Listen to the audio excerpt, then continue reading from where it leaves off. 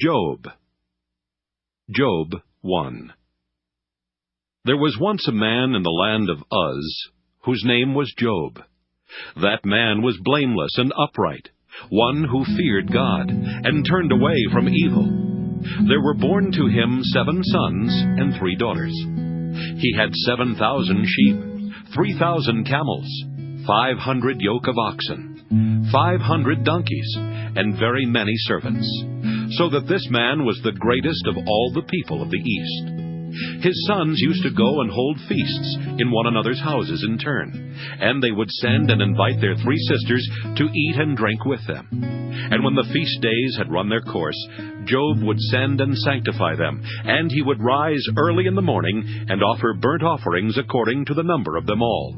For Job said, "It may be that my children have sinned and cursed God in their hearts." This is what Job always did.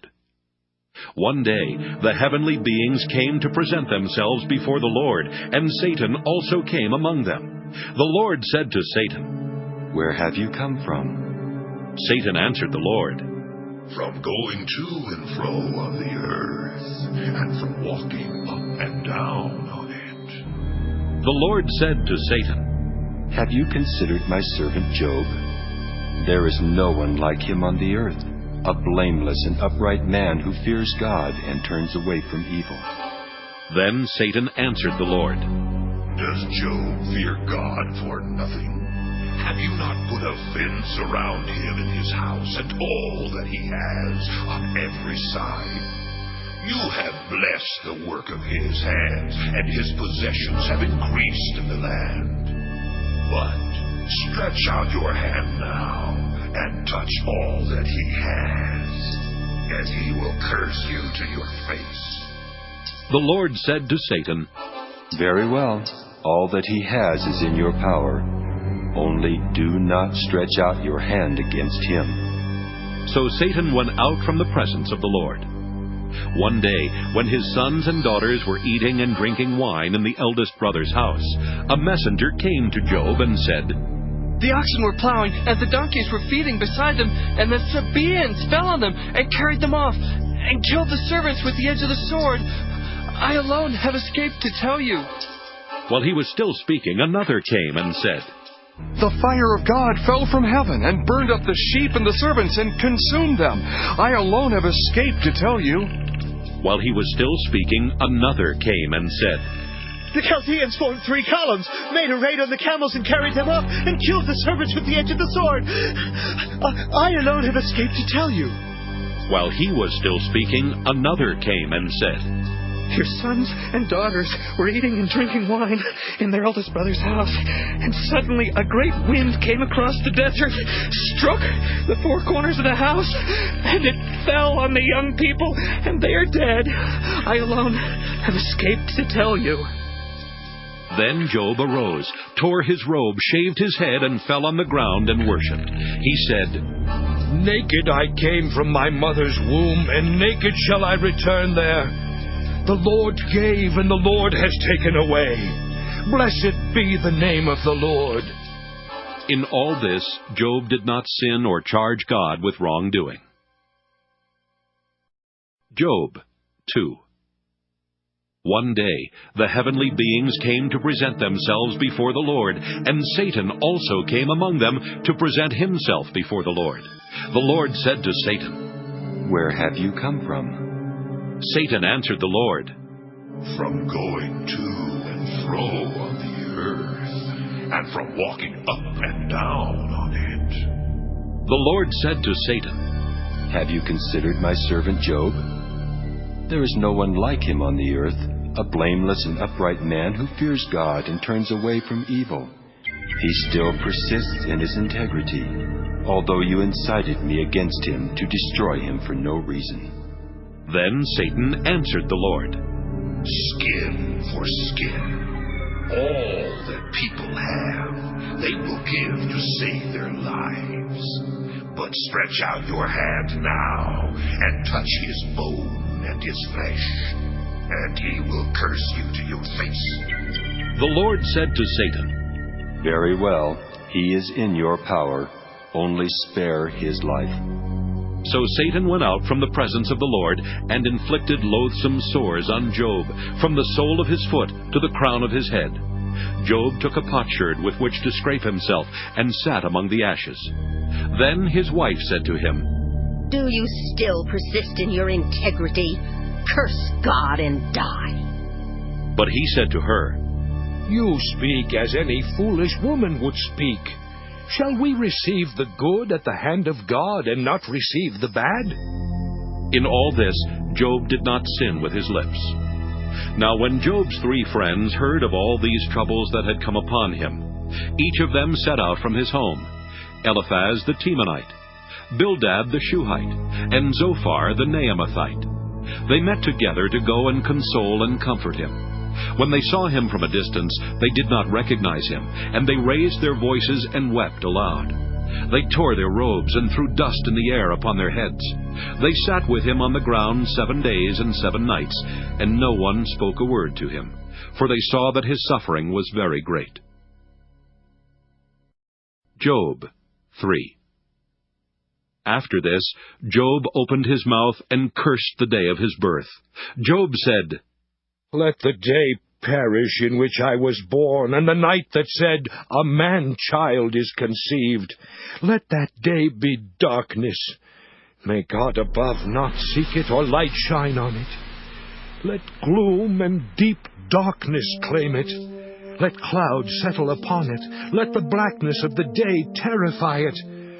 That night let thick darkness seize it. Let it not rejoice among the days of the year. Let it not come into the number of the months. Yes, let that night be barren. Let no joyful cry be heard in it. Let those curse it who curse the sea, those who are skilled to rouse up Leviathan. Let the stars of its dawn be dark. Let it hope for light, but have none. May it not see the eyelids of the morning, because it did not shut the doors of my mother's womb and hide trouble from my eyes. Why did I not die at birth, come forth from the womb and expire? Why were there knees to receive me, or breasts for me to suck? Now I would be lying down and quiet. I would be asleep. Then I would be at rest with kings and counselors of the earth who rebuild ruins for themselves, or with princes who have gold, who fill their houses with silver. Or why was I not buried like a stillborn child, like an infant that never sees the light? There the wicked cease from troubling, and there the weary are at rest. There the prisoners are at ease together. They do not hear the voice of the taskmaster. The small and the great are there, and the slaves are free from their masters. Why is light given to one in misery, and life to the bitter in soul, who long for death, but it does not come, and dig for it more than for hidden treasures, who rejoice exceedingly, and are glad when they find the grave? Why is light given to one who cannot see the way, whom God has fenced in? For my sighing comes like my bread, and my groanings are poured out like water. Truly the thing that I fear comes upon me, and what I dread befalls me. I am not at ease, nor am I quiet. I have no rest, but trouble comes. Job 4. Then Eliphaz the Temanite answered, If one ventures a word with you, will you be offended? But who can keep from speaking? See, you have instructed many, you have strengthened the weak hands. Your words have supported those who were stumbling, and you have made firm the feeble knees. But now it has come to you, and you are impatient. It touches you, and you are dismayed. Is not your fear of God your confidence, and the integrity of your ways your hope? Think now, who that was innocent ever perished? Or where were the upright cut off? As I have seen, those who plow iniquity and sow trouble reap the same. By the breath of God they perish, and by the blast of his anger they are consumed. The roar of the lion, the voice of the fierce lion, and the teeth of the young lions are broken. The strong lion perishes for lack of prey, and the whelps of the lioness are scattered. Now a word came stealing to me. My ear received the whisper of it. Amid thoughts from visions of the night, when deep sleep falls on mortals, dread came upon me, and trembling which made all my bones shake. A spirit glided past my face. The hair of my flesh bristled. It stood still, but I could not discern its appearance. A form was before my eyes. There was silence. Then I heard a voice. Can mortals be righteous before God? Can human beings be pure before their Maker? Even in his servants he puts no trust, and his angels he charges with error. How much more of those who live in houses of clay, whose foundation is in the dust, who are crushed like a moth. Between morning and evening they are destroyed. They perish forever without any regarding it. Their tent cord is plucked up within them, and they die devoid of wisdom. Job 5. Call now. Is there anyone who will answer you?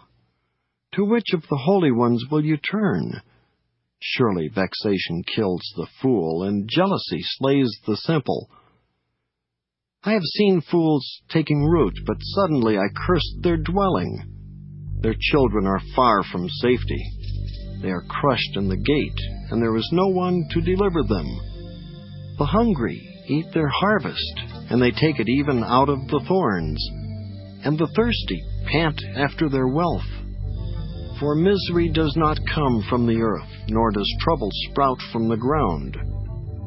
But human beings are born to trouble just as sparks fly upward. As for me, I would seek God, and to God I would commit my cause. He does great things and unsearchable, marvelous things without number. He gives rain on the earth and sends waters on the fields. He sets on high those who are lowly, and those who mourn are lifted to safety. He frustrates the devices of the crafty, so that their hands achieve no success.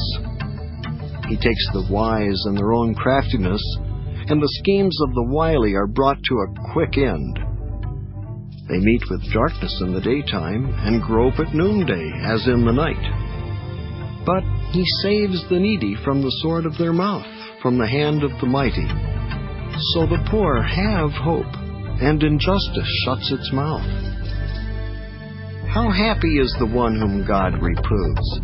Therefore, do not despise the discipline of the Almighty, for he wounds, but he binds up. He strikes, but his hands heal. He will deliver you from 6 troubles. In 7 no harm shall touch you.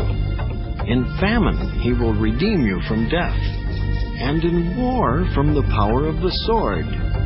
You shall be hidden from the scourge of the tongue, and shall not fear destruction when it comes. At destruction and famine you shall laugh, and shall not fear the wild animals of the earth. For you shall be in league with the stones of the field, and the wild animals shall be at peace with you. You shall know that your tent is safe. You shall inspect your fold and miss nothing. You shall know that your descendants will be many, and your offspring like the grass of the earth. You shall come to your grave in ripe old age, as a shock of grain comes up to the threshing floor in its season. See, we have searched this out. It is true. Hear and know it for yourself. Job 6. Then Job answered, Oh, that my vexation were weighed, and all my calamity laid in the balances. For then it would be heavier than the sand of the sea. Therefore my words have been rash. For the arrows of the Almighty are in me. My spirit drinks their poison. The terrors of God are arrayed against me. Does the wild ass bray over its grass, or the ox low over its fodder? Can that which is tasteless be eaten without salt? Or is there any flavor in the juice of mallows? My appetite refuses to touch them. They are like food that is loathsome to me. Oh, that I might have my request, and that God would grant my desire, that it would please God to crush me, that he would let loose his hand and cut me off. This would be my consolation. I would even exult in unrelenting pain, for I have not denied the words of the Holy One. What is my strength that I should wait? And what is my end that I should be patient? Is my strength the strength of stones, or is my flesh bronze? In truth, I have no help in me, and any resource is driven from me. Those who withhold kindness from a friend forsake the fear of the Almighty. My companions are treacherous like a torrent bed, like freshets that pass away, that run dark with ice, turbid with melting snow. In time of heat they disappear. When it is hot, they vanish from their place. The caravans turn aside from their course. They go up into the waste and perish. The caravans of Tema look. The travelers of Sheba hope. They are disappointed because they were confident. They come there and are confounded. Such you have now become to me. You see my calamity and are afraid. Have I said, make me a gift? Or from your wealth offer a bribe for me? Or save me from an opponent's hand? Or ransom me from the hand of oppressors? Teach me, and I will be silent. Make me understand how I have gone wrong. How forceful are honest words! But your reproof, what does it reprove? Do you think that you can reprove words as if the speech of the desperate were wind? You would even cast lots over the orphan, and bargain over your friend. But now, be pleased to look at me, for I will not lie to your face. Turn, I pray, let no wrong be done. Turn now, my vindication is at stake. Is there any wrong on my tongue? Cannot my taste discern calamity? Job 7. Do not human beings have a hard service on earth? And are not their days like the days of a laborer?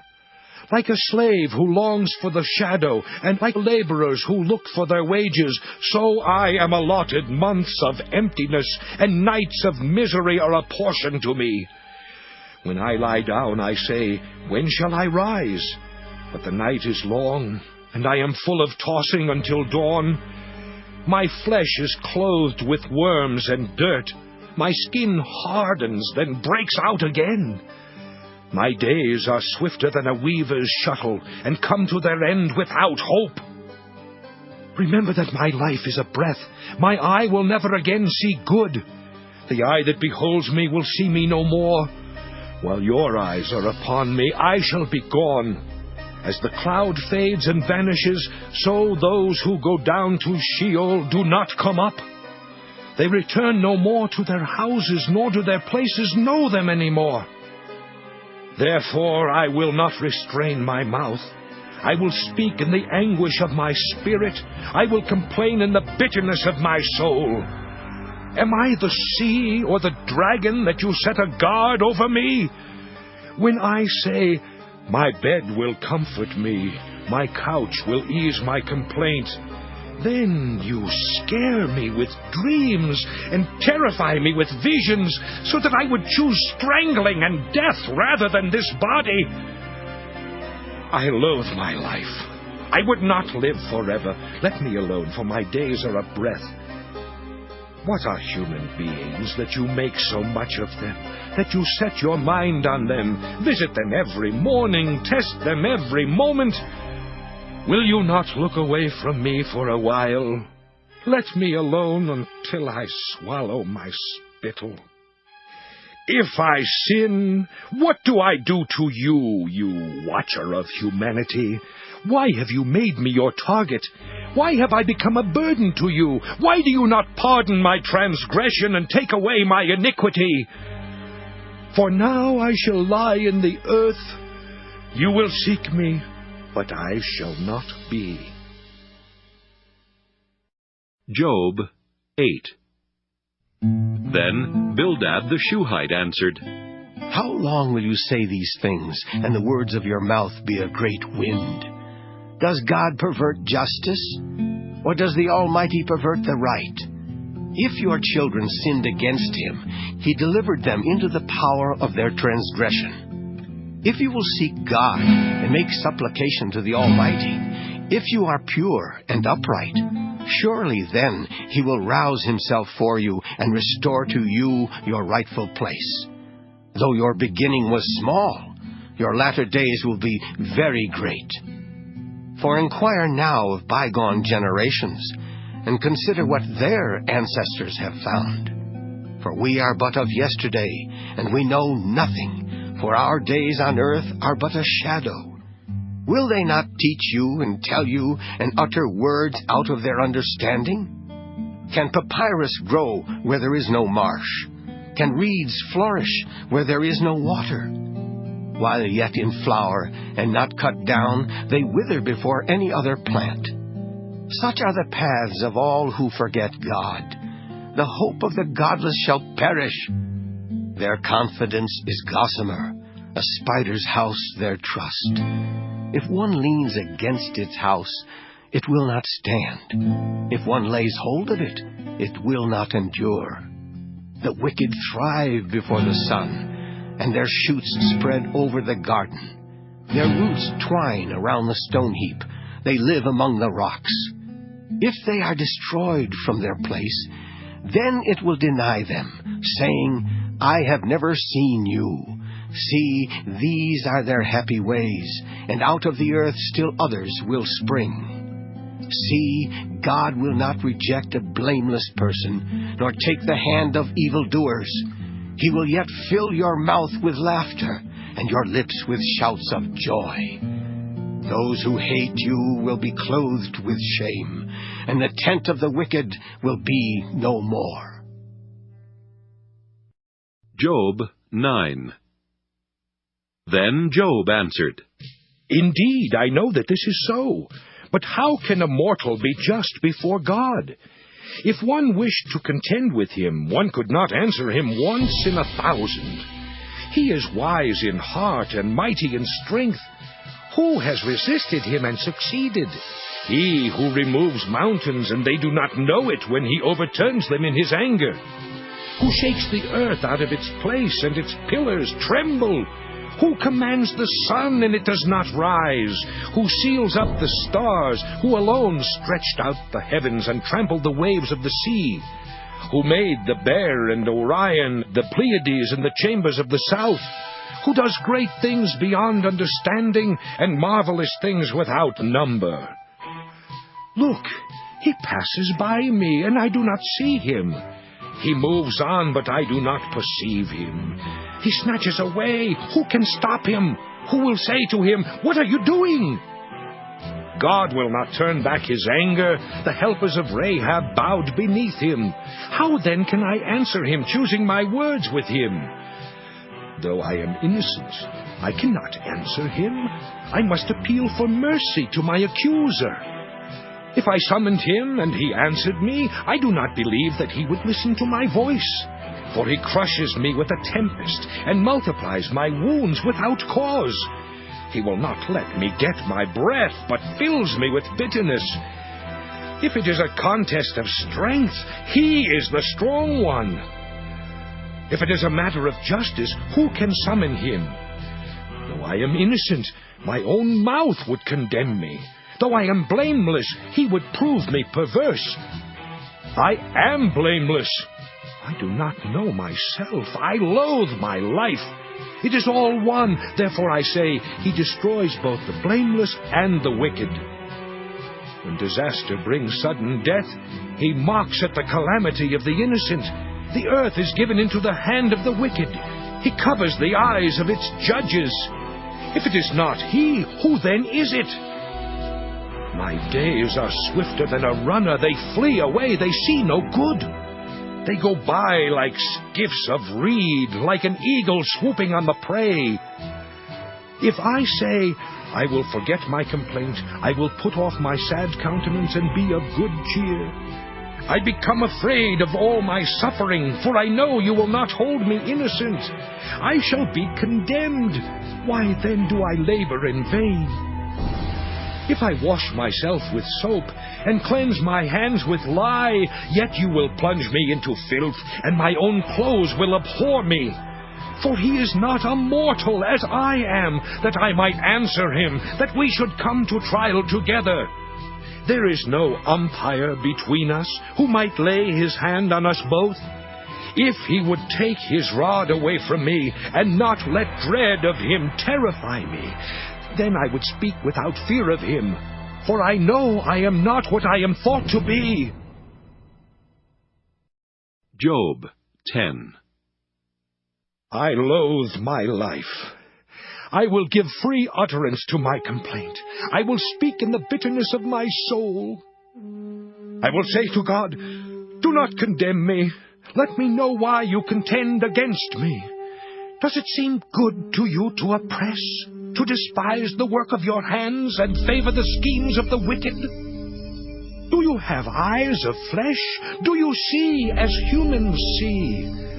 Are your days like the days of mortals, or your years like human years, that you seek out my iniquity and search for my sin, although you know that I am not guilty, and there is no one to deliver out of your hand?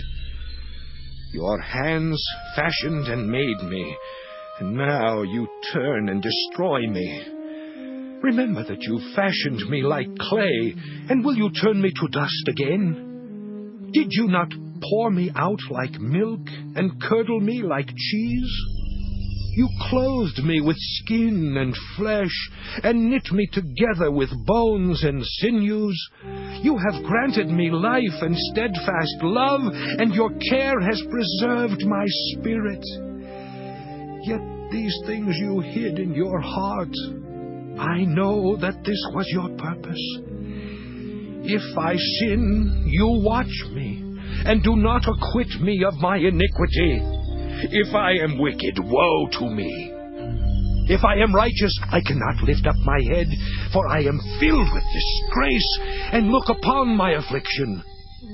Bold as a lion you hunt me, you repeat your exploits against me, you renew your witnesses against me, and increase your vexation toward me.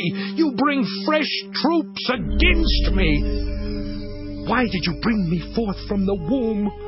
Would that I had died before any eye had seen me, and were as though I had not been carried from the womb to the grave. Are not the days of my life few? Let me alone, that I may find a little comfort before I go, never to return, to the land of gloom and deep darkness, the land of gloom and chaos, where light is like darkness. Job 11. Then Zophar the Naamathite answered, Should a multitude of words go unanswered? And should one full of talk be vindicated? Should your babble put others to silence? And when you mock, shall no one shame you? For you say, My conduct is pure, and I am clean in God's sight. But oh, that God would speak and open his lips to you, and that he would tell you the secrets of wisdom, for wisdom is many-sided. Know then that God exacts of you less than your guilt deserves. Can you find out the deep things of God? Can you find out the limit of the Almighty? It is higher than heaven. What can you do? Deeper than Sheol. What can you know? Its measure is longer than the earth and broader than the sea. If he passes through and imprisons and assembles for judgment, who can hinder him? For he knows those who are worthless. When he sees iniquity, will he not consider it? But a stupid person will get understanding when a wild ass is born human. If you direct your heart rightly, you will stretch out your hands toward him. If iniquity is in your hand, put it far away, and do not let wickedness reside in your tents. Surely then you will lift up your face without blemish. You will be secure and will not fear. You will forget your misery. You will remember it as waters that have passed away. and your life will be brighter than the noonday. Its darkness will be like the morning. And you will have confidence because there is hope. You will be protected and take your rest in safety. You will lie down and no one will make you afraid. Many will entreat your favor, but the eyes of the wicked will fail. All way of escape will be lost to them, and their hope is to breathe their last. Job 12. Then Job answered, No doubt you are the people, and wisdom will die with you. But I have understanding as well as you. I am not inferior to you. Who does not know such things as these?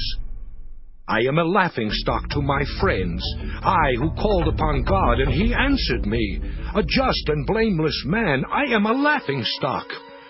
Those at ease have contempt for misfortune, but it is ready for those whose feet are unstable. The tents of robbers are at peace, and those who provoke God are secure, who bring their God in their hands. But ask the animals, and they will teach you, the birds of the air, and they will tell you. Ask the plants of the earth, and they will teach you, and the fish of the sea will declare to you. Who among all these does not know that the hand of the Lord has done this? In his hand is the life of every living thing, and the breath of every human being.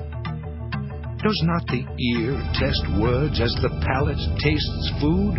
Is wisdom with the aged, and understanding in length of days?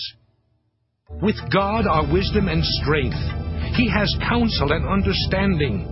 If he tears down, no one can rebuild. If he shuts someone in, no one can open up. If he withholds the waters, they dry up. If he sends them out, they overwhelm the land. With him are strength and wisdom. The deceived and the deceiver are his. He leads counselors away stripped, and makes fools of judges. He looses the sash of kings, and binds a waistcloth on their loins. He leads priests away stripped, and overthrows the mighty. He deprives of speech those who are trusted, and takes away the discernment of the elders. He pours contempt on princes, and looses the belt of the strong. He uncovers the deeps out of darkness, and brings deep darkness to light. He makes nations great, then destroys them. He enlarges nations, then leads them away.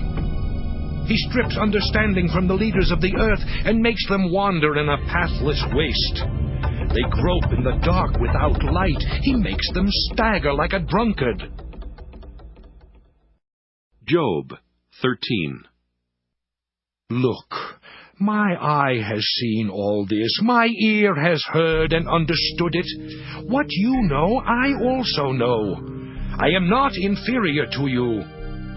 But I would speak to the Almighty, and I desire to argue my case with God.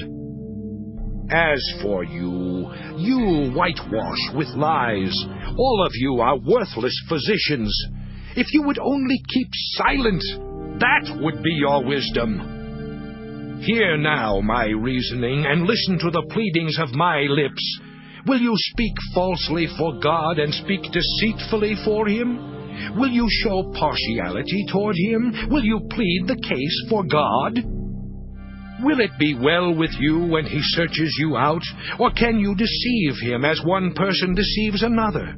He will surely rebuke you if in secret you show partiality. Will not his majesty terrify you, and the dread of him fall upon you?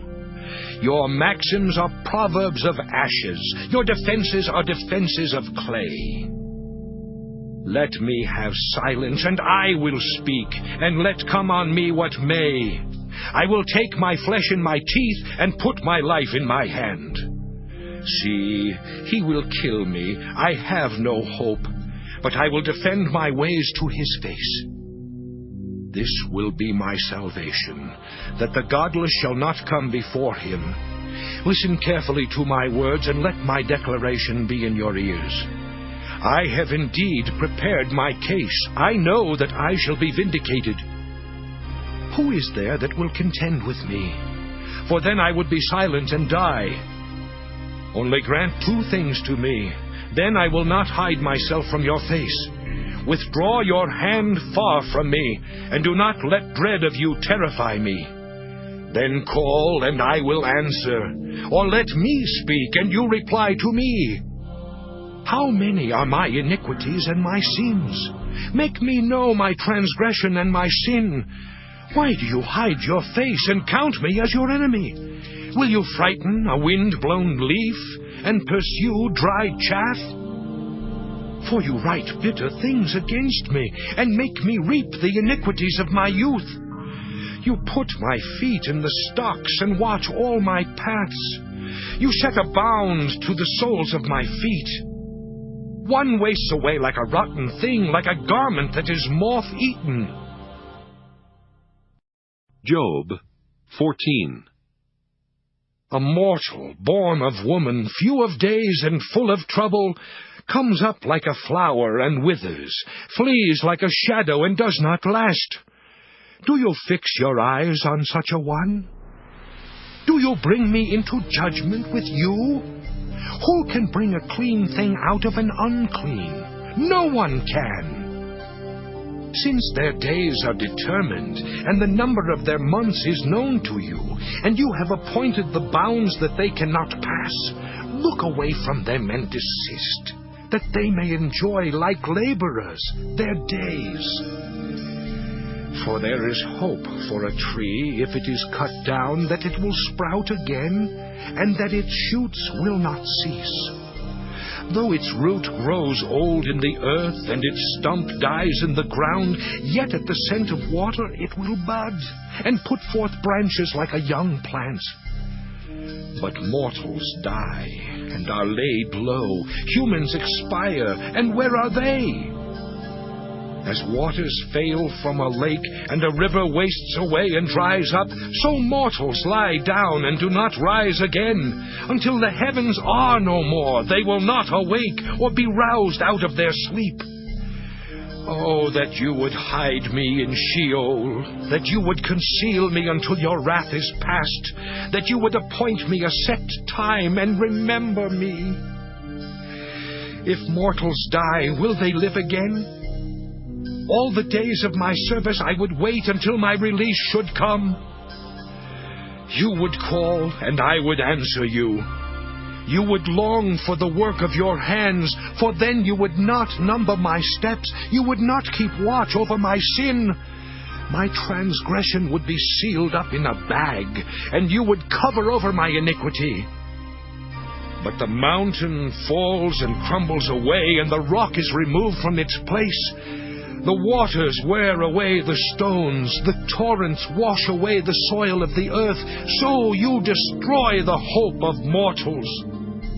You prevail forever against them, and they pass away. You change their countenance and send them away. Their children come to honor, and they do not know it. They are brought low, and it goes unnoticed. They feel only the pain of their own bodies, and mourn only for themselves. Job 15. Then Eliphaz the Temanite answered, Should the wise answer with windy knowledge, and fill themselves with the east wind?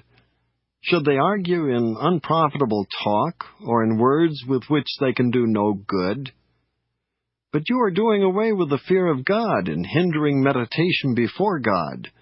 For your iniquity teaches your mouth, and you choose the tongue of the crafty. Your own mouth condemns you, and not I. Your own lips testify against you. Are you the firstborn of the human race? Were you brought forth before the hills? Have you listened in the counsel of God? And do you limit wisdom to yourself? What do you know that we do not know? What do you understand that is not clear to us? The gray-haired and the aged are on our side, those older than your father. Are the consolations of God too small for you, or the word that deals gently with you? Why does your heart carry you away, and why do your eyes flash, so that you turn your spirit against God and let such words go out of your mouth? What are mortals that they can be clean, or those born of woman that they can be righteous? God puts no trust even in His holy ones, and the heavens are not clean in His sight.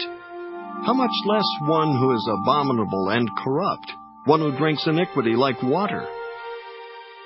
I will show you, listen to me, what I have seen I will declare, what sages have told and their ancestors have not hidden, to whom alone the land was given, and no stranger passed among them. The wicked writhe in pain all their days, through all the years that are laid up for the ruthless.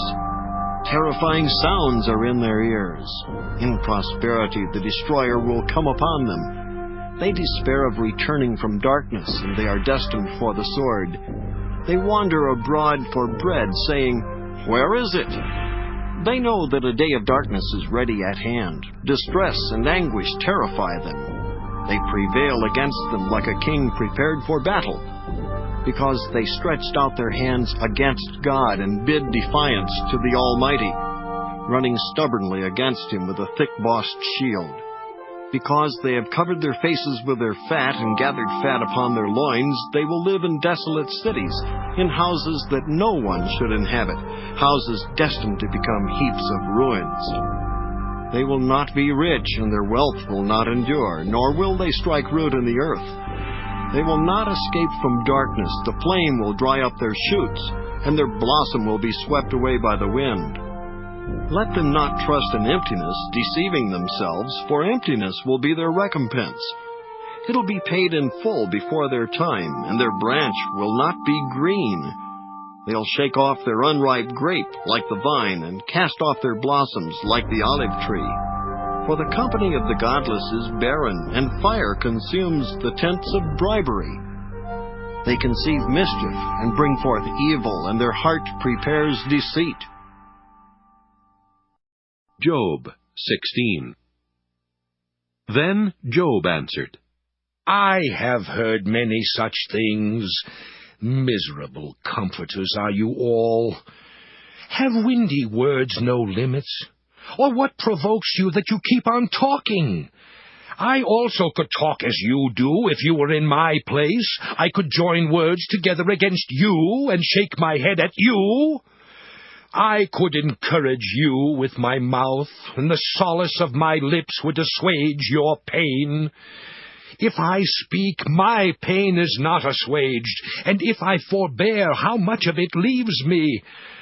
Surely now God has worn me out. He has made desolate all my company, and He has shriveled me up, which is a witness against me. My leanness has risen up against me, and it testifies to my face. He has torn me in His wrath and hated me. He has gnashed His teeth at me. My adversary sharpens his eyes against me. They have gaped at me with their mouths. They have struck me insolently on the cheek. They mass themselves together against me. God gives me up to the ungodly and casts me into the hands of the wicked. I was at ease, and He broke me in two. He seized me by the neck and dashed me to pieces. He set me up as His target. His archers surround me. He slashes open my kidneys and shows no mercy. He pours out my gall on the ground. He bursts upon me again and again. He rushes at me like a warrior. I have sewed sackcloth upon my skin and have laid my strength in the dust. My face is red with weeping, and deep darkness is on my eyelids, though there is no violence in my hands, and my prayer is pure. O earth, do not cover my blood. Let my outcry find no resting place. Even now, in fact, my witness is in heaven, and He that vouches for me is on high. My friends scorn me. My eye pours out tears to God, that He would maintain the right of a mortal with God, as one does for a neighbor. For when a few years have come, I shall go the way from which I shall not return. Job 17. My spirit is broken. My days are extinct. The grave is ready for me. Surely there are mockers around me, and my eye dwells on their provocation. Lay down a pledge for me with yourself. Who is there that will give surety for me? Since you have closed their minds to understanding, therefore you will not let them triumph. Those who denounce friends for reward, the eyes of their children will fail. He has made me a byword of the peoples, and I am one before whom people spit. My eye has grown dim from grief, and all my members are like a shadow. The upright are appalled at this, and the innocent stir themselves up against the godless. Yet the righteous hold to their way, and they that have clean hands grow stronger and stronger. But you, come back now, all of you, and I shall not find a sensible person among you. My days are past, my plans are broken off, the desires of my heart. They make night into day. The light, they say, is near to the darkness. If I look for Sheol as my house, if I spread my couch in darkness, if I say to the pit, you are my father, and to the worm, my mother, or my sister, where then is my hope? Who will see my hope? Will it go down to the bars of Sheol? Shall we descend together into the dust? Job 18. Then Bildad the Shuhite answered, How long will you hunt for words? Consider, and then we shall speak. Why are we counted as cattle? Why are we stupid in your sight? You who tear yourself in your anger, shall the earth be forsaken because of you, or the rock be removed out of its place? Surely the light of the wicked is put out, and the flame of their fire does not shine. The light is dark in their tent, and the lamp above them is put out. Their strong steps are shortened, and their own schemes throw them down. For they are thrust into a net by their own feet, and they walk into a pitfall. A trap seizes them by the heel, a snare lays hold of them. A rope is hid for them in the ground, a trap for them in the path. Terrors frighten them on every side, and chase them at their heels. Their strength is consumed by hunger, and calamity is ready for their stumbling. By disease their skin is consumed, the firstborn of death consumes their limbs. They are torn from the tent in which they trusted, and are brought to the king of terrors. In their tents nothing remains.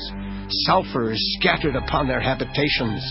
Their roots dry up beneath, and their branches wither above. Their memory perishes from the earth, and they have no name in the street. They are thrust from light into darkness, and driven out of the world. They have no offspring or descendant among their people, and no survivor where they used to live. They of the west are appalled at their fate, and horror seizes those of the east. Surely such are the dwellings of the ungodly. Such is the place of those who do not know God. Job 19. Then Job answered, How long will you torment me and break me in pieces with words? These 10 times you have cast reproach upon me. Are you not ashamed to wrong me?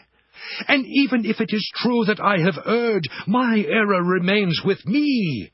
If indeed you magnify yourselves against me, and make my humiliation an argument against me, know then that God has put me in the wrong, and closed his net around me.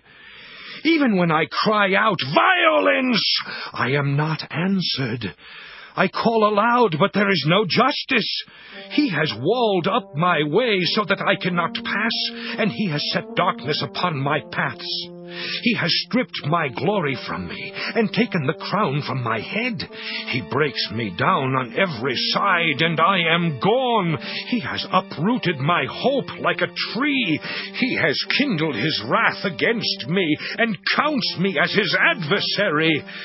His troops come on together. They have thrown up siege works against me, and encamp around my tent. He has put my family far from me, and my acquaintances are wholly estranged from me. My relatives and my close friends have failed me. The guests in my house have forgotten me. My serving girls count me as a stranger. I have become an alien in their eyes. I call to my servant, but he gives me no answer. I must myself plead with him. My breath is repulsive to my wife. I am loathsome to my own family. Even young children despise me. When I rise, they talk against me.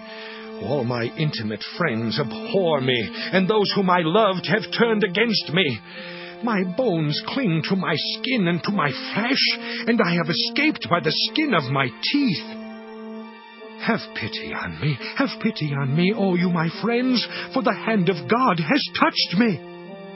Why do you, like God, pursue me, never satisfied with my flesh? Oh, that my words were written down! Oh, that they were inscribed in a book! Oh, that with an iron pen and with lead they were engraved on a rock forever! For I know that my Redeemer lives, and that at the last he will stand upon the earth. And after my skin has been thus destroyed, then in my flesh I shall see God, whom I shall see on my side, and my eyes shall behold, and not another. My heart faints within me. If you say, how we will persecute him, and the root of the matter is found in him, be afraid of the sword, for wrath brings the punishment of the sword, so that you may know there is a judgment. Job 20. Then Zophar the Naamathite answered, Pay attention. My thoughts urge me to answer, because of the agitation within me. I hear censure that insults me, and a spirit beyond my understanding answers me. Do you not know this from of old, ever since mortals were placed on earth, that the exulting of the wicked is short, and the joy of the godless is but for a moment? Even though they mount up high as the heavens, and their head reaches to the clouds, they will perish forever like their own dung. Those who have seen them will say, Where are they? And they will fly away like a dream and not be found. They will be chased away like a vision of the night. The eye that saw them will see them no more, nor will their place behold them any longer. Their children will seek the favor of the poor, and their hands will give back their wealth. Their bodies, once full of youth, will lie down in the dust with them. Though wickedness is sweet in their mouth, though they hide it under their tongues, though they are loath to let it go and hold it in their mouths, yet their food is turned in their stomachs. It is the venom of asps within them. They swallow down riches and vomit them up again. God cast them out of their bellies. They will suck the poison of asps. The tongue of a viper will kill them. They will not look on the rivers, the streams flowing with honey and curds. They will give back the fruit of their toil and will not swallow it down. From the profit of their trading they will get no enjoyment, for they have crushed and abandoned the poor. They have seized a house that they did not build.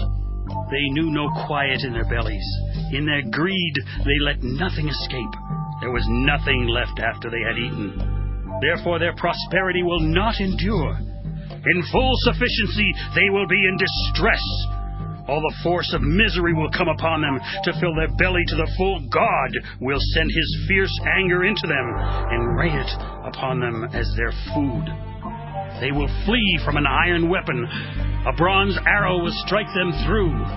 It is drawn forth and comes out of their body, and the glittering point comes out of their gall. Terrors come upon them. Utter darkness is laid up for their treasures.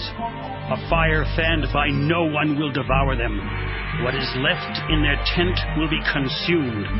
The heavens will reveal their iniquity, and the earth will rise up against them.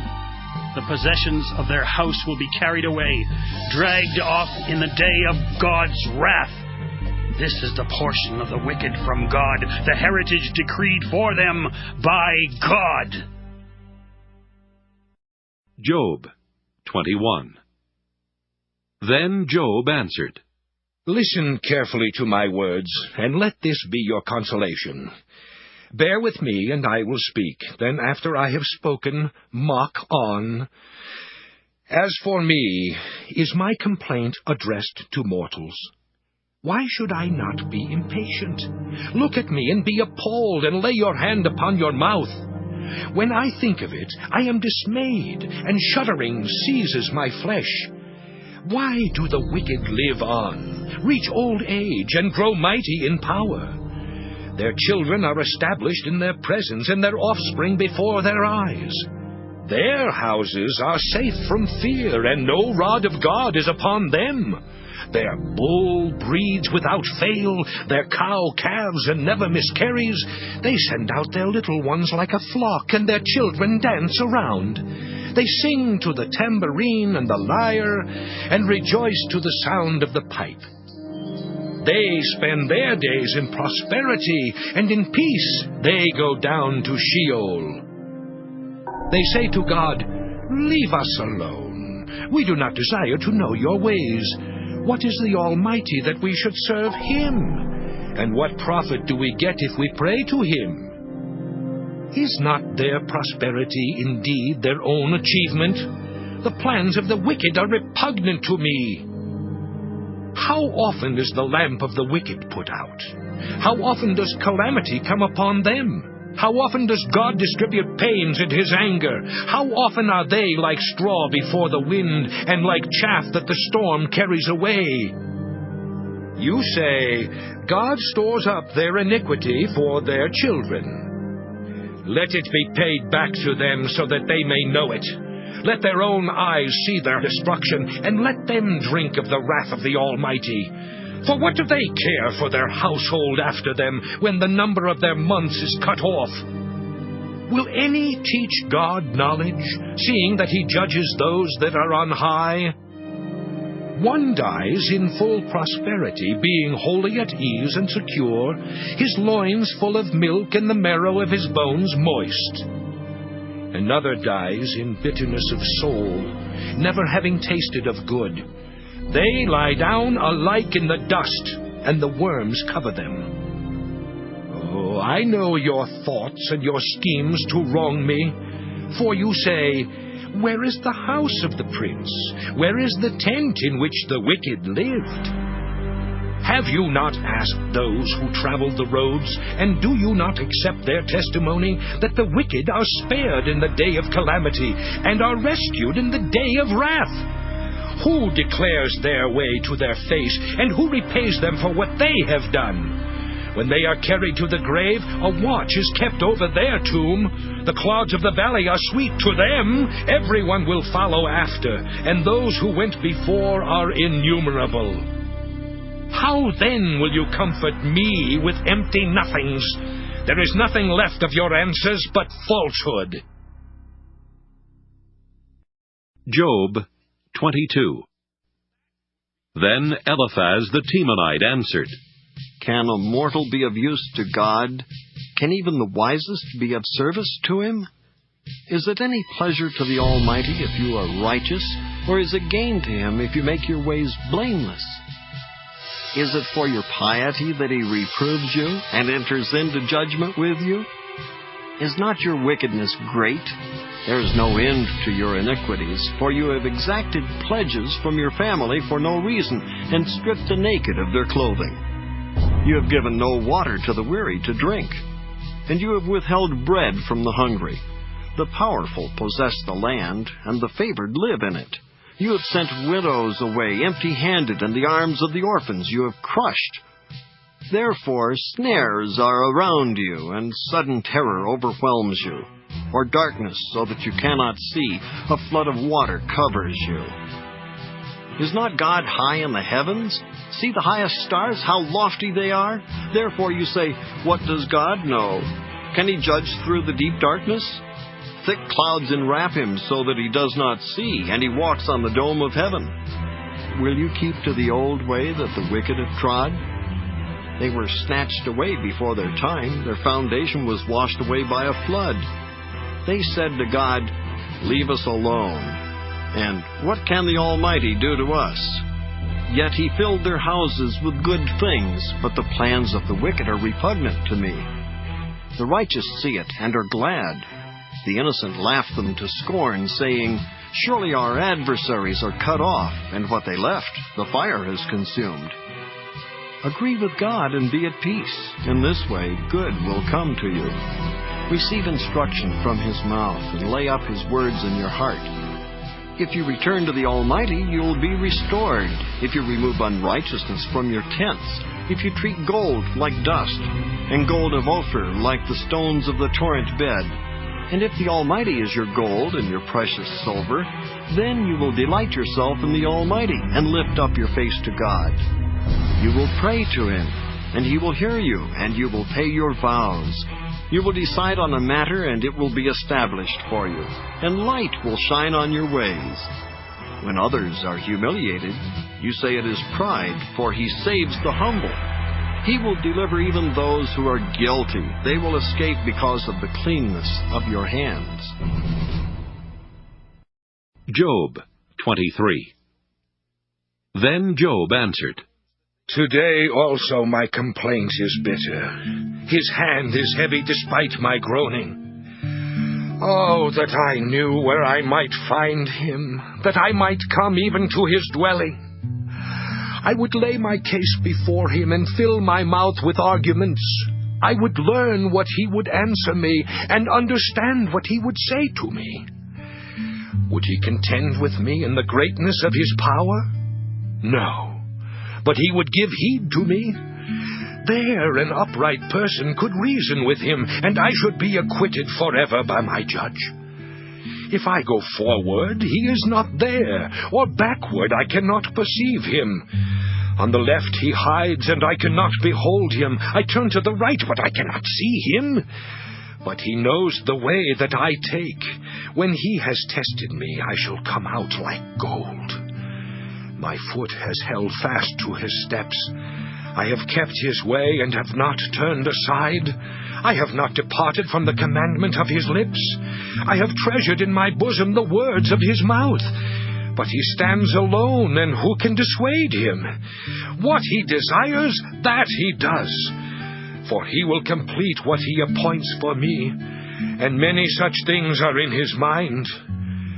Therefore, I am terrified at His presence.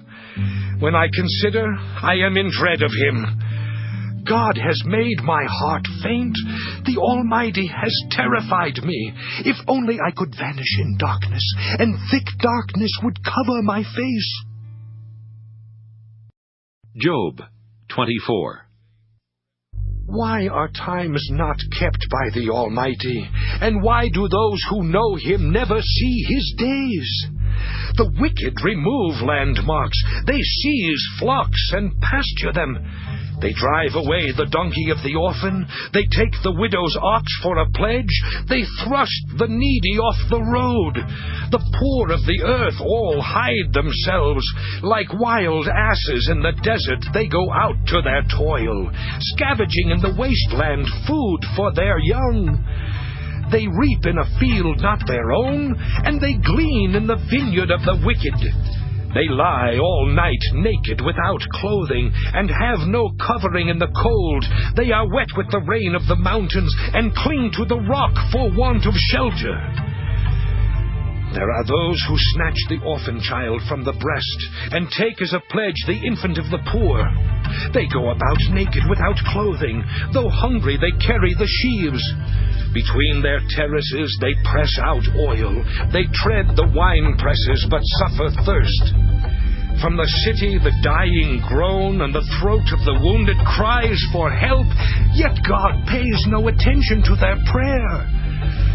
There are those who rebel against the light, who are not acquainted with its ways and do not stay in its paths. The murderer rises at dusk to kill the poor and needy, and in the night is like a thief.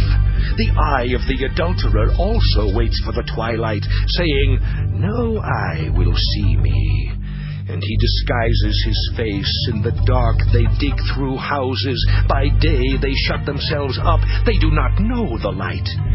For deep darkness is morning to all of them, for they are friends with the terrors of deep darkness. Swift are they on the face of the waters. Their portion in the land is cursed. No treader turns toward their vineyards. Drought and heat snatch away the snow waters. So does Sheol those who have sinned. The womb forgets them, the worm finds them sweet. They are no longer remembered, so wickedness is broken like a tree. They harm the childless woman, and do no good to the widow. Yet God prolongs the life of the mighty by his power. They rise up when they despair of life. He gives them security, and they are supported. His eyes are upon their ways. They are exalted a little while, and then are gone. They wither and fade like the mallow. They are cut off like the heads of grain. If it is not so, who will prove me a liar, and show that there is nothing in what I say? Job 25.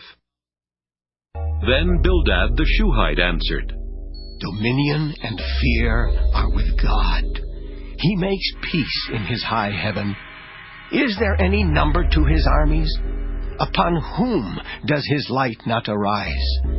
How then can a mortal be righteous before God? How can one born of woman be pure? If even the moon is not bright, and the stars are not pure in his sight, how much less a mortal who is a maggot, and a human being who is a worm? Job 26. Then Job answered, How you have helped one who has no power! How you have assisted the arm that has no strength! How you have counseled one who has no wisdom, and given much good advice! With whose help have you uttered words, and whose spirit has come forth from you? The shades below tremble, the waters and their inhabitants. Sheol is naked before God, and Abaddon has no covering. He stretches out Zaphon over the void, and hangs the earth upon nothing. He binds up the waters in his thick clouds, and the cloud is not torn open by them. He covers the face of the full moon, and spreads over it his cloud. He has described a circle on the face of the waters, at the boundary between light and darkness. The pillars of heaven tremble, and are astounded at his rebuke. By his power he stilled the sea. By his understanding he struck down Rahab. By his wind the heavens were made fair. His hand pierced the fleeing serpent. These are indeed but the outskirts of his ways. And how small a whisper do we hear of him? But the thunder of his power, who can understand? Job 27. Job again took up his discourse and said, As God lives, who has taken away my rights, and the Almighty, who has made my soul bitter, as long as my breath is in me, and the Spirit of God is in my nostrils, my lips will not speak falsehood, and my tongue will not utter deceit. Far be it from me to say that you are right. Until I die, I will not put away my integrity from me. I hold fast my righteousness, and will not let it go. My heart does not reproach me for any of my days. May my enemy be like the wicked, and may my opponent be like the unrighteous. For what is the hope of the godless when God cuts them off, when God takes away their lives? Will God hear their cry when trouble comes upon them? Will they take delight in the Almighty? Will they call upon God at all times? I will teach you concerning the hand of God, that which is with the Almighty I will not conceal. All of you have seen it yourselves. Why then have you become altogether vain? This is the portion of the wicked with God, and the heritage that oppressors receive from the Almighty. If their children are multiplied, it is for the sword, and their offspring have not enough to eat. Those who survive them the pestilence buries, and their widows make no lamentation. Though they heap up silver like dust, and pile up clothing like clay, they may pile it up, but the just will wear it, and the innocent will divide the silver. They build their houses like nests, like booths made by sentinels of the vineyard.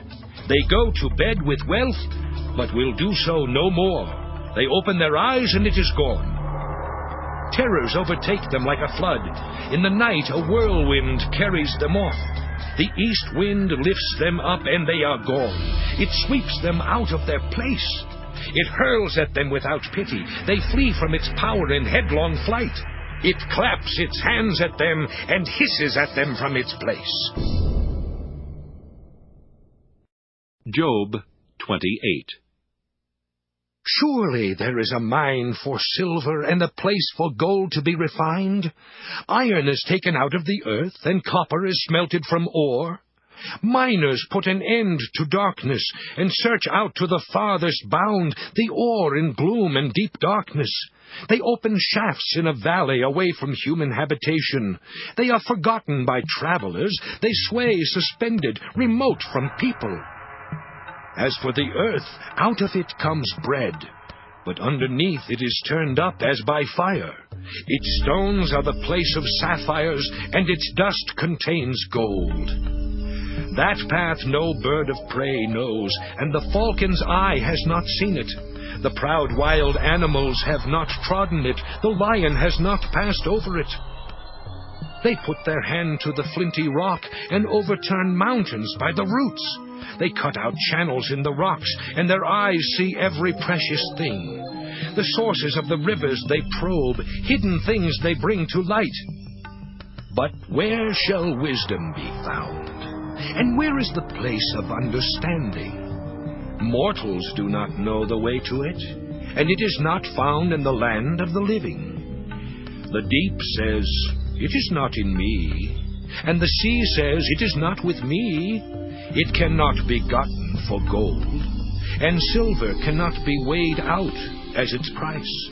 It cannot be valued in the gold of Ophir, in precious onyx or sapphire. Gold and glass cannot equal it, nor can it be exchanged for jewels of fine gold. No mention shall be made of coral or of crystal. The price of wisdom is above pearls. The chrysolite of Ethiopia cannot compare with it, nor can it be valued in pure gold. Where, then, does wisdom come from? And where is the place of understanding? It is hidden from the eyes of all living, and concealed from the birds of the air.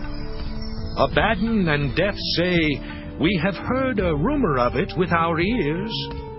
God understands the way to it, and He knows its place, for He looks to the ends of the earth and sees everything under the heavens. When He gave to the wind its weight, and apportioned out the waters by measure, when He made a decree for the rain, and a way for the thunderbolt, then He saw it and declared it.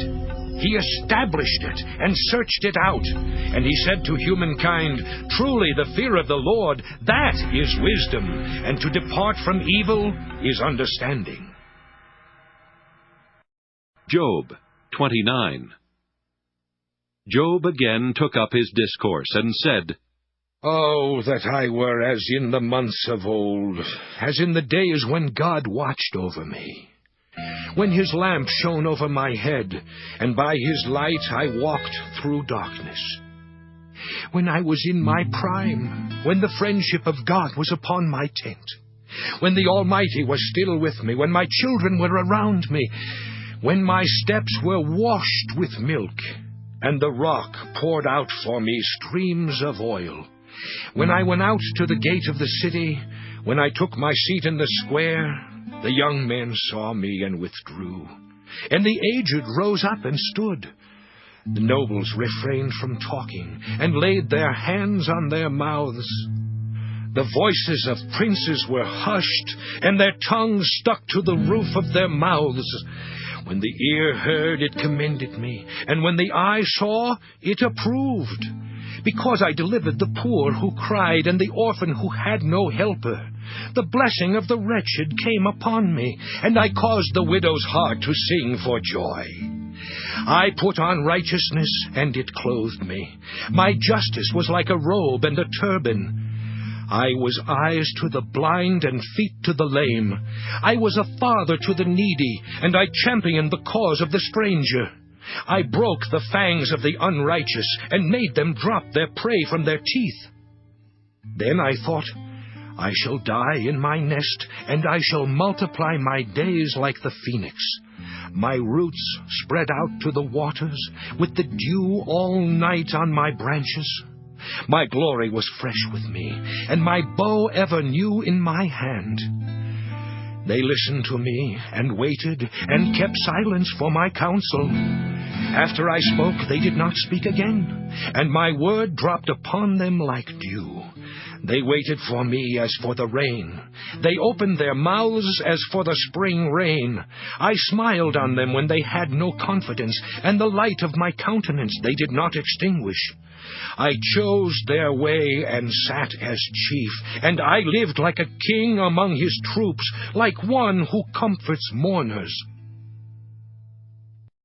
Job 30. But now they make sport of me, those who are younger than I, whose fathers I would have disdained to set with the dogs of my flock. What could I gain from the strength of their hands? All their vigor is gone. Through want and hard hunger they gnaw the dry and desolate ground. They pick mallow and the leaves of bushes, and to warm themselves the roots of broom. They are driven out from society. People shout after them as after a thief. In the gullies of wadis they must live, in holes in the ground and in the rocks. Among the bushes they bray, under the nettles they huddle together, a senseless, disreputable brood. They have been whipped out of the land. And now they mock me in song. I am a byword to them. They abhor me. They keep aloof from me. They do not hesitate to spit at the sight of me. Because God has loosed my bowstring and humbled me, they have cast off restraint in my presence. On my right hand the rabble rise up. They send me sprawling and build roads for my ruin. They break up my path. They promote my calamity. No one restrains them. As through a wide breach they come. Amid the crash they roll on. Terrors are turned upon me. My honor is pursued as by the wind, and my prosperity has passed away like a cloud. And now my soul is poured out within me. Days of affliction have taken hold of me. The night racks my bones, and the pain that gnaws me takes no rest. With violence he seizes my garment. He grasps me by the collar of my tunic. He has cast me into the mire, and I have become like dust and ashes. I cry to you, and you do not answer me. I stand, and you merely look at me. You have turned cruel to me. With the might of your hand you persecute me. You lift me up on the wind. You make me ride on it, and you toss me about in the roar of the storm. I know that you will bring me to death, and to the house appointed for all living. Surely one does not turn against the needy when in disaster they cry for help. Did I not weep for those whose day was hard? Was not my soul grieved for the poor? But when I looked for good, evil came, and when I waited for light, darkness came. My inward parts are in turmoil and are never still. Days of affliction come to meet me. I go about in sunless gloom. I stand up in the assembly and cry for help. I am a brother of jackals and a companion of ostriches. My skin turns black and falls from me, and my bones burn with heat. My lyre is turned to mourning, and my pipe to the voice of those who weep. Job 31. I have made a covenant with my eyes. How then could I look upon a virgin? What would be my portion from God above, and my heritage from the Almighty on high? Does not calamity befall the unrighteous, and disaster the workers of iniquity? Does he not see my ways, and number all my steps?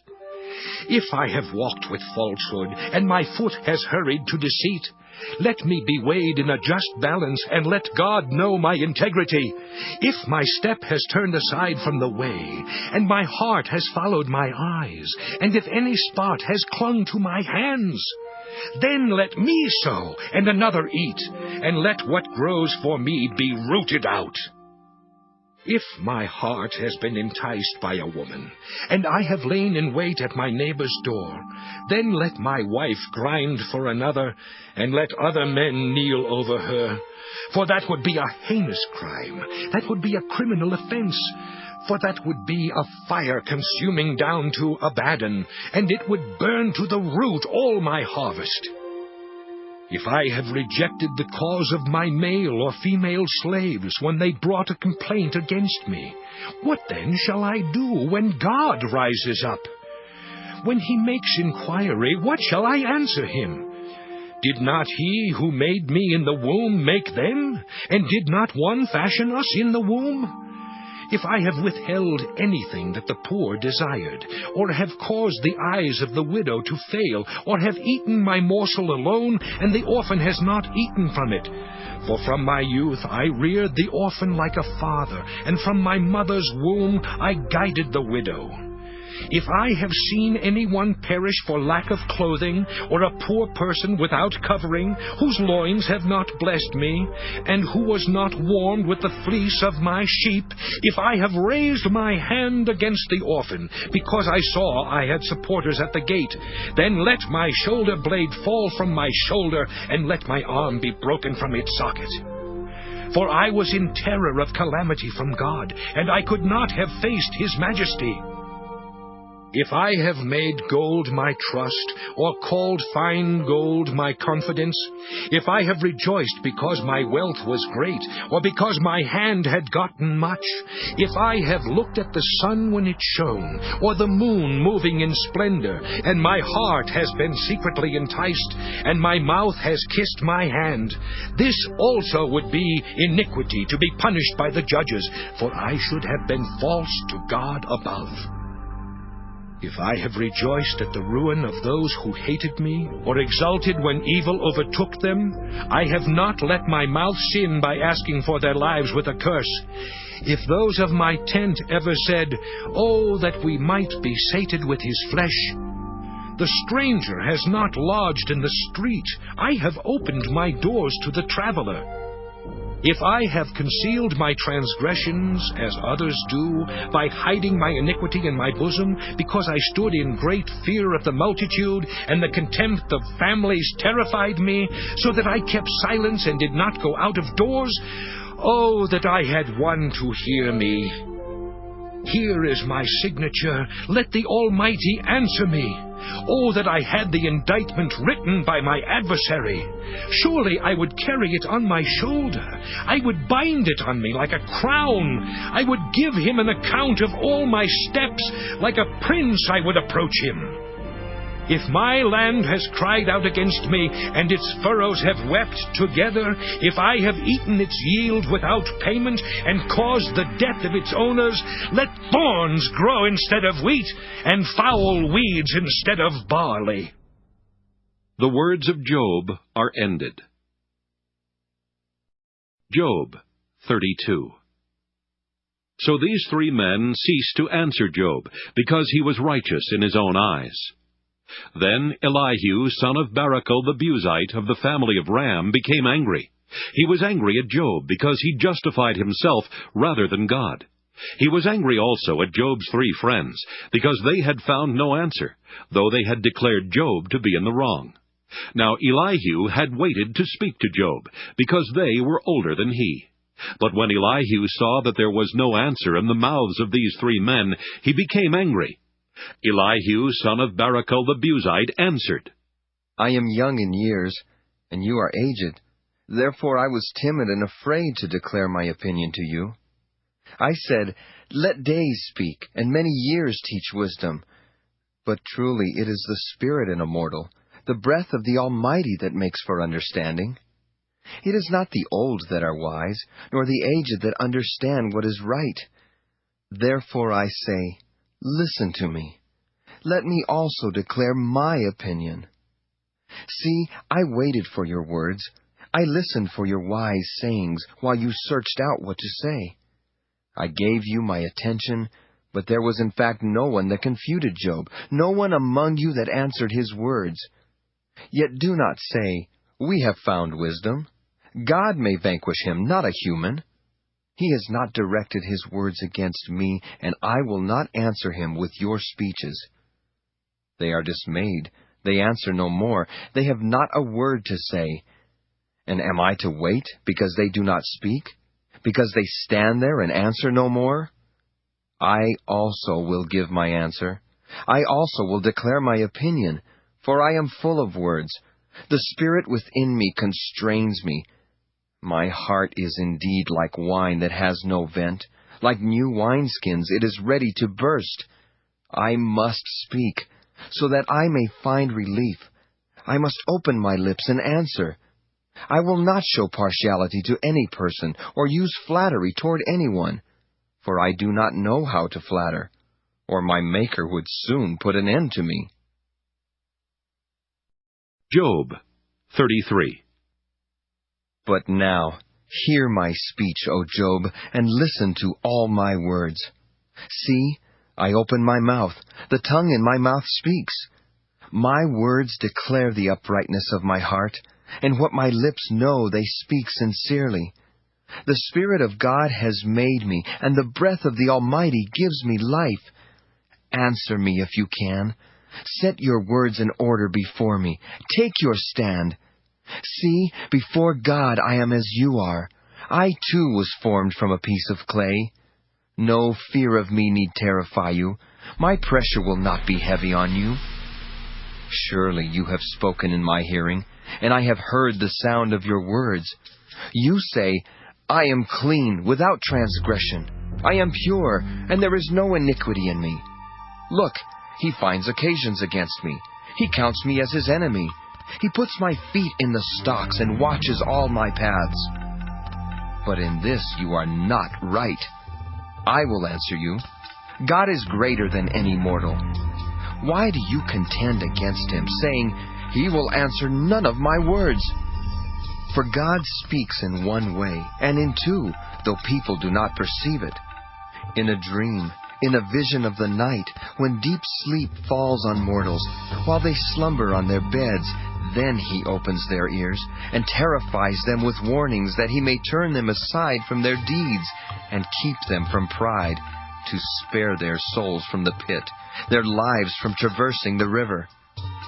They are also chastened with pain upon their beds, and with continual strife in their bones, so that their lives loathe bread, and their appetites dainty food. Their flesh is so wasted away that it cannot be seen, and their bones, once invisible, now stick out. Their souls draw near the pit, and their lives to those who bring death. Then, if there should be for one of them an angel, a mediator, one of 1,000, one who declares a person upright, and he is gracious to that person and says, deliver him from going down into the pit. I have found a ransom. Let his flesh become fresh with youth. Let him return to the days of his youthful vigor. Then he prays to God and is accepted by him. He comes into his presence with joy, and God repays him for his righteousness. That person sings to others and says, I sinned and perverted what was right, and it was not paid back to me. He has redeemed my soul from going down to the pit, and my life shall see the light. God indeed does all these things, twice, 3 times with mortals, to bring back their souls from the pit, so that they may see the light of life. Pay heed, Job. Listen to me. Be silent, and I will speak. If you have anything to say, answer me. Speak, for I desire to justify you. If not, listen to me. Be silent, and I will teach you wisdom. Job 34. Then Elihu continued and said, Hear my words, you wise men, and give ear to me, you who know. For the ear tests words, as the palate tastes food. Let us choose what is right. Let us determine among ourselves what is good. For Job has said, I am innocent, and God has taken away my right. In spite of being right, I am counted a liar. My wound is incurable, though I am without transgression. Who is there like Job, who drinks up scoffing like water, who goes in company with evildoers and walks with the wicked? For he has said, it profits one nothing to take delight in God. Therefore, hear me, you who have sense. Far be it from God that he should do wickedness, and from the Almighty that he should do wrong. For according to their deeds he will repay them, and according to their ways he will make it befall them. Of a truth, God will not do wickedly, and the Almighty will not pervert justice. Who gave him charge over the earth, and who laid on him the whole world? If he should take back his spirit to himself, and gather to himself his breath, all flesh would perish together, and all mortals return to dust. If you have understanding, hear this. Listen to what I say. Shall one who hates justice govern? Will you condemn one who is righteous and mighty, who says to a king, you scoundrel, and to princes, you wicked men, who shows no partiality to nobles, nor regards the rich more than the poor, for they are all the work of his hands? In a moment they die. At midnight the people are shaken and pass away, and the mighty are taken away by no human hand. For his eyes are upon the ways of mortals, and he sees all their steps. There is no gloom of deep darkness where evildoers may hide themselves. For he has not appointed a time for anyone to go before God in judgment. He shatters the mighty without investigation, and sets others in their place. Thus, knowing their works, he overturns them in the night, and they are crushed. He strikes them for their wickedness, while others look on, because they turned aside from following him, and had no regard for any of his ways, so that they caused the cry of the poor to come to him, and he heard the cry of the afflicted. When he is quiet, who can condemn? When he hides his face, who can behold him, whether it be a nation or an individual, so that the godless should not reign, or those who ensnare the people? For has anyone said to God, I have endured punishment, I will not offend any more? Teach me what I do not see. If I have done iniquity, I will do it no more. Will he then pay back to suit you, because you reject it? For you must choose, and not I. Therefore declare what you know. Those who have sense will say to me, and the wise who hear me will say, Job speaks without knowledge. His words are without insight. Would that Job were tried to the limit, because his answers are those of the wicked. For he adds rebellion to his sin. He claps his hands among us, and multiplies his words against God. Job 35. Elihu continued and said, Do you think this to be just? You say, I am in the right before God. If you ask, what advantage have I? How am I better off than if I had sinned? I will answer you and your friends with you. Look at the heavens and see. Observe the clouds, which are higher than you. If you have sinned, what do you accomplish against him? And if your transgressions are multiplied, what do you do to him? If you are righteous, what do you give to him? Or what does he receive from your hand? Your wickedness affects others like you, and your righteousness other human beings. Because of the multitude of oppressions, people cry out. They call for help because of the arm of the mighty. But no one says, Where is God, my Maker, who gives strength in the night, who teaches us more than the animals of the earth, and makes us wiser than the birds of the air? There they cry out, but he does not answer, because of the pride of evildoers. Surely God does not hear an empty cry, nor does the Almighty regard it. How much less when you say that you do not see him, that the case is before him, and you are waiting for him. And now, because his anger does not punish, and he does not greatly heed transgression, Job opens his mouth in empty talk. He multiplies words without knowledge. Job 36. Elihu continued and said, Bear with me a little, and I will show you, for I have yet something to say on God's behalf. I will bring my knowledge from far away, and ascribe righteousness to my Maker. For truly my words are not false. One who is perfect in knowledge is with you. Surely God is mighty and does not despise any. He is mighty in strength of understanding. He does not keep the wicked alive, but gives the afflicted their right. He does not withdraw his eyes from the righteous, but with kings on the throne he sets them forever, and they are exalted. And if they are bound in fetters and caught in the cords of affliction, then he declares to them their work and their transgressions, that they are behaving arrogantly. He opens their ears to instruction, and commands that they return from iniquity. If they listen and serve him, they complete their days in prosperity, and their years in pleasantness. But if they do not listen, they shall perish by the sword, and die without knowledge. The godless in heart cherish anger. They do not cry for help when he binds them. They die in their youth, and their life ends in shame. He delivers the afflicted by their affliction, and opens their ear by adversity. He also allured you out of distress into a broad place where there was no constraint, and what was set on your table was full of fatness. But you are obsessed with the case of the wicked. Judgment and justice seize you. Beware that wrath does not entice you into scoffing, and do not let the greatness of the ransom turn you aside. Will your cry avail to keep you from distress, or will all the force of your strength?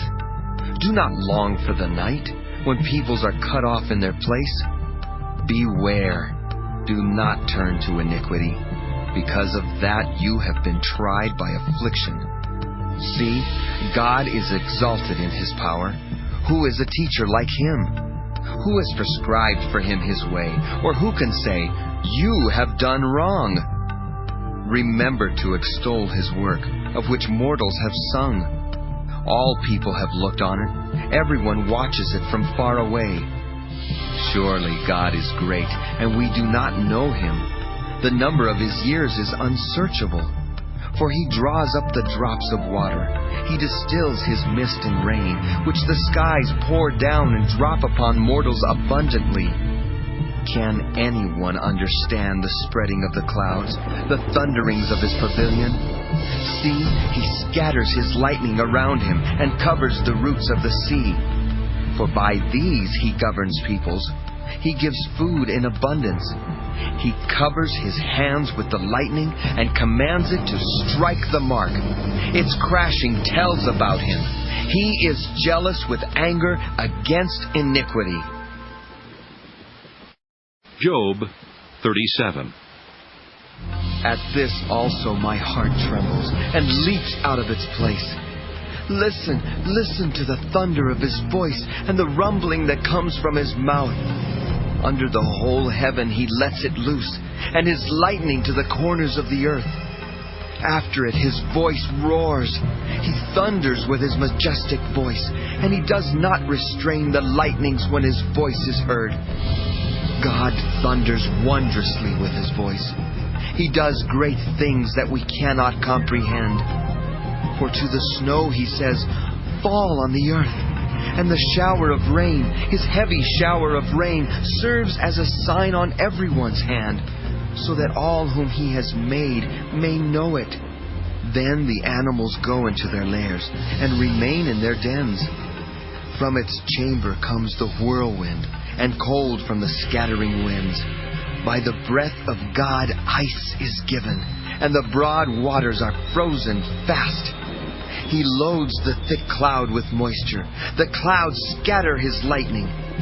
They turn round and round by his guidance, to accomplish all that he commands them on the face of the habitable world.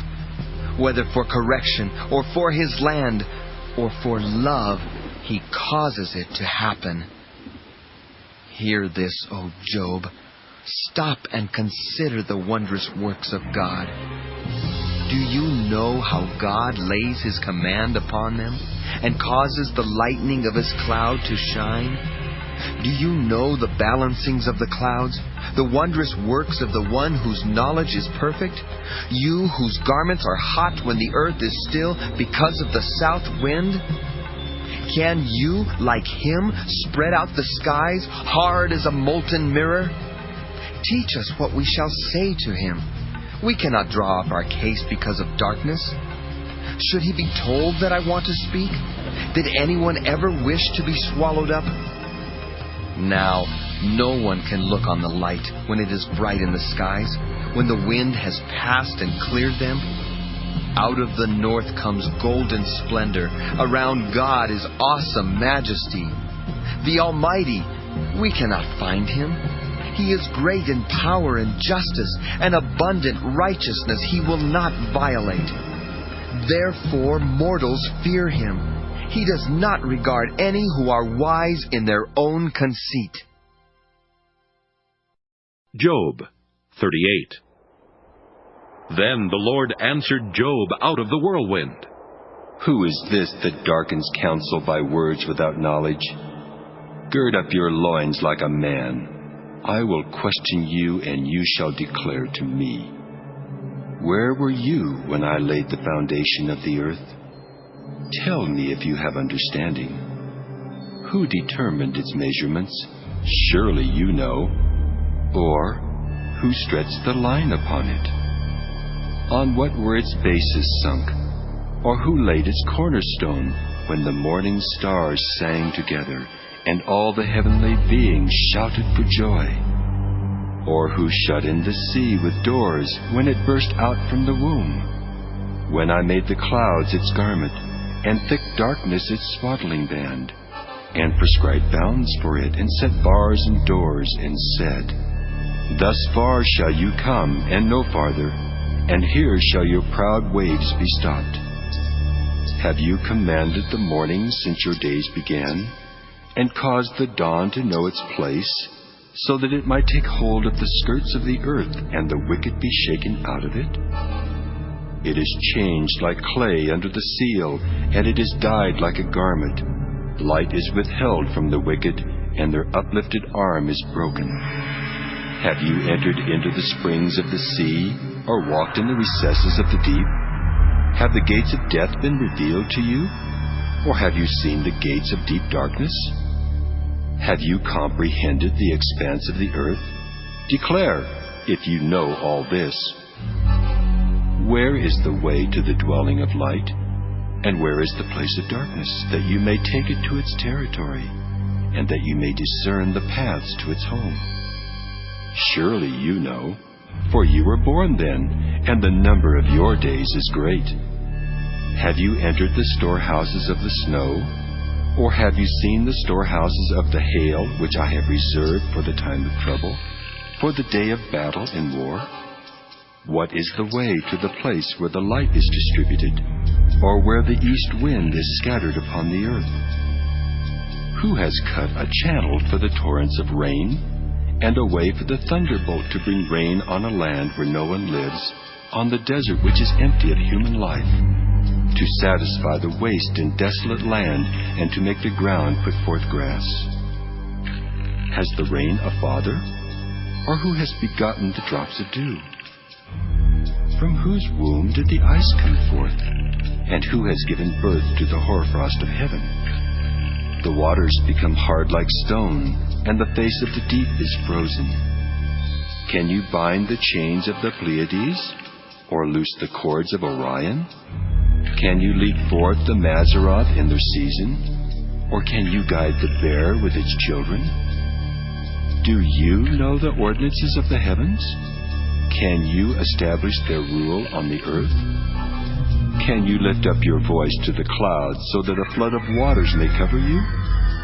Can you send forth lightning so that they may go and say to you, Here we are? Who has put wisdom in the inward parts, or given understanding to the mind? Who has the wisdom to number the clouds? Or who can tilt the water skins of the heavens when the dust runs into a mass and the clods cling together? Can you hunt the prey for the lion, or satisfy the appetite of the young lions when they crouch in their dens or lie in wait in their covert?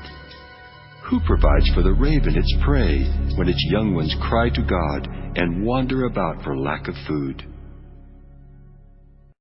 Job 39. Do you know when the mountain goats give birth? Do you observe the calving of the deer?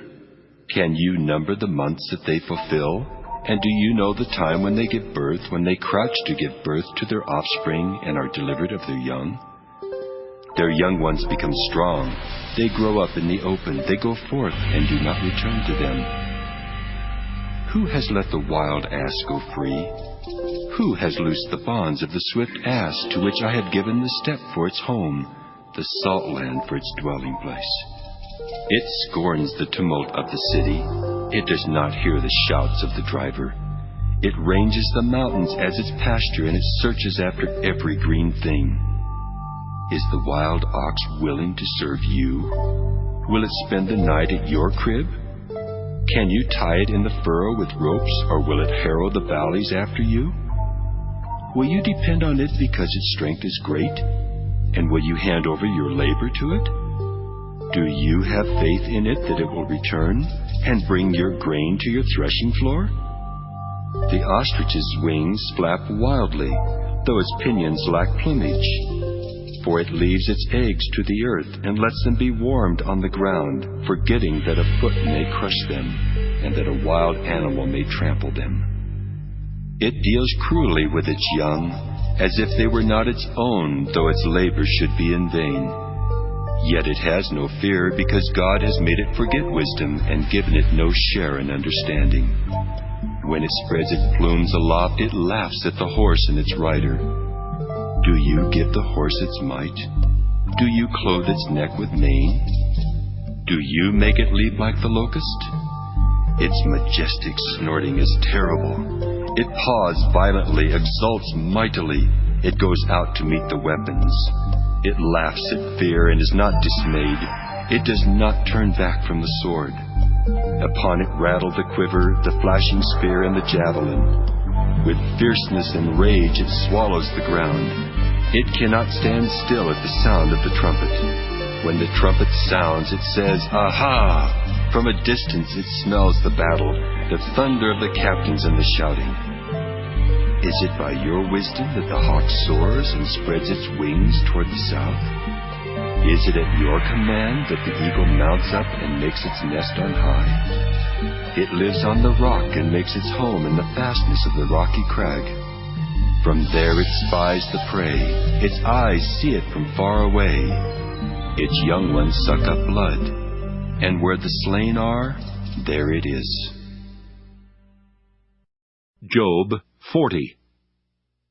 And the Lord said to Job, Shall a fault finder contend with the Almighty? Anyone who argues with God must respond. Then Job answered the Lord, See, I am of small account. What shall I answer you? I lay my hand on my mouth. I have spoken once, and I will not answer. Twice, but will proceed no further. Then the Lord answered Job out of the whirlwind. Gird up your loins like a man. I will question you, and you declare to me. Will you even put me in the wrong? Will you condemn me that you may be justified? Have you an arm like God, and can you thunder with a voice like His? Deck yourself with majesty and dignity. Clothe yourself with glory and splendor. Pour out the overflowings of your anger, and look on all who are proud and abase them. Look on all who are proud, and bring them low. Tread down the wicked where they stand. Hide them all in the dust together. Bind their faces in the world below. Then I will also acknowledge to you that your own right hand can give you victory. Look at Behemoth, which I made just as I made you. It eats grass like an ox. Its strength is in its loins, and its power in the muscles of its belly. It makes its tail stiff like a cedar. The sinews of its thighs are knit together. Its bones are tubes of bronze, its limbs like bars of iron. It is the first of the great acts of God.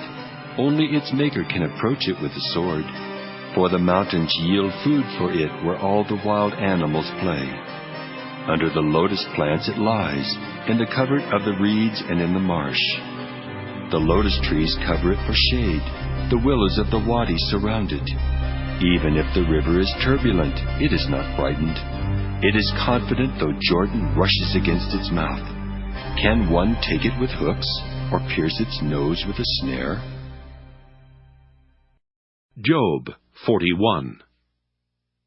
Can you draw out Leviathan with a fishhook, or press down its tongue with a cord? Can you put a rope in its nose, or pierce its jaw with a hook? Will it make many supplications to you? Will it speak soft words to you? Will it make a covenant with you to be taken as your servant forever? Will you play with it as with a bird? Or will you put it on leash for your girls? Will traders bargain over it? Will they divide it up among the merchants? Can you fill its skin with harpoons, or its head with fishing spears? Lay hands on it. Think of the battle. You will not do it again. Any hope of capturing it will be disappointed. Were not even the gods overwhelmed at the sight of it? No one is so fierce as to dare to stir it up. Who can stand before it? Who can confront it and be safe under the whole heaven? Who? I will not keep silence concerning its limbs, or its mighty strength, or its splendid frame. Who can strip off its outer garment? Who can penetrate its double coat of mail? Who can open the doors of its face? There is terror all around its teeth. Its back is made of shields and rows, shut up closely as with a seal. One is so near to another that no air can come between them. They are joined one to another. They clasp each other and cannot be separated. Its sneezes flash forth light, and its eyes are like the eyelids of the dawn. From its mouth go flaming torches. Sparks of fire leap out. Out of its nostrils comes smoke as from a boiling pot and burning rushes. Its breath kindles coals, and a flame comes out of its mouth. In its neck abides strength, and terror dances before it. The folds of its flesh cling together. It is firmly cast and immovable. Its heart is as hard as stone, as hard as the lower millstone. When it raises itself up, the gods are afraid. At the crashing, they are beside themselves. Though the sword reaches it, it does not avail, nor does the spear, the dart, or the javelin. It counts iron as straw, and bronze as rotten wood. The arrow cannot make it flee. Sling stones for it are turned to chaff. Clubs are counted as chaff. It laughs at the rattle of javelins. Its underparts are like sharp potsherds. It spreads itself like a threshing sledge on the mire. It makes the deep boil like a pot. It makes the sea like a pot of ointment. It leaves a shining wake behind it. One would think the deep to be white-haired. On earth it has no equal, a creature without fear. It surveys everything that is lofty. It is king over all that are proud. Job 42. Then Job answered the Lord, I know that you can do all things, and that no purpose of yours can be thwarted. Who is this that hides counsel without knowledge? Therefore I have uttered what I did not understand, things too wonderful for me, which I did not know. Hear, and I will speak. I will question you, and you declare to me. I had heard of you by the hearing of the ear, but now my eye sees you. Therefore I despise myself, and repent in dust and ashes. After the Lord had spoken these words to Job, the Lord said to Eliphaz the Temanite, My wrath is kindled against you and against your two friends, for you have not spoken of me what is right as my servant Job has. Now therefore take 7 bulls and 7 rams, and go to my servant Job, and offer up for yourselves a burnt offering. And my servant Job shall pray for you, for I will accept his prayer not to deal with you according to your folly. For you have not spoken of me what is right, as my servant Job has done. So Eliphaz the Temanite, and Bildad the Shuhite, and Zophar the Naamathite went and did what the Lord had told them, and the Lord accepted Job's prayer. And the Lord restored the fortunes of Job when he had prayed for his friends, and the Lord gave Job twice as much as he had before. Then there came to him all his brothers and sisters, and all who had known him before, and they ate bread with him in his house. They showed him sympathy, and comforted him for all the evil that the Lord had brought upon him. And each of them gave him a piece of money and a gold ring. The Lord blessed the latter days of Job more than his beginning. And he had 14,000 sheep, 6,000 camels, 1,000 yoke of oxen, and 1,000 donkeys. He also had 7 sons and 3 daughters. He named the first Jemimah, the second Keziah, and the third Keren-Happuch. In all the land there were no women so beautiful as Job's daughters, and their father gave them an inheritance along with their brothers. After this, Job lived 140 years, and saw his children and his children's children 4 generations. And Job died, old and full of days.